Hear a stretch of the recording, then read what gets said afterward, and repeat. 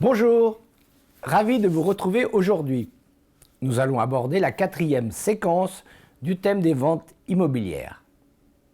Nous connaissons la nature du bien à vendre et son estimation. Il faut le mettre en vente.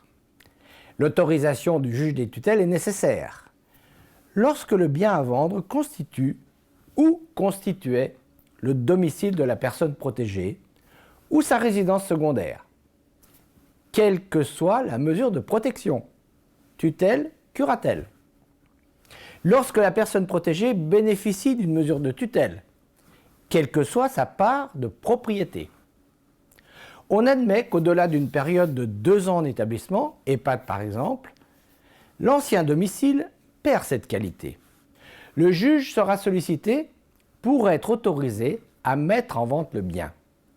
Il est précisé que la vente peut se réaliser avec le concours d'un agent immobilier, mais elle peut se réaliser sans ce concours. La requête présentée au juge des tutelles comportera l'identité de la personne protégée, son nom, prénom, date et lieu de naissance, adresse du lieu de vie, son régime de protection, curatelle simple, curatelle renforcée, tutelle, sauvegarde de justice, la date du jugement, la désignation du bien, description, référence cadastrale, adresse postale, numéro de lot de copropriété. Le prix minimum net vendeur, c'est le prix plancher en dessous duquel la vente n'est pas autorisée. Les 2 avis de valeur qui ne peuvent être établis par le notaire chargé de la vente. L'accord écrit de la personne protégée dans le cas de la curatelle. La part revenant à la personne protégée. Éventuellement, le sort du mobilier. Outre ces renseignements, la requête contiendra un descriptif des conditions de vie de la personne protégée. Entourage familial, lieu de vie, activité professionnelle, projet. Elle devra également exposer la motivation de la demande et comporter toutes les annexes utiles à la prise de décision du magistrat. Estimation, accord de la personne protégée, accord de la famille.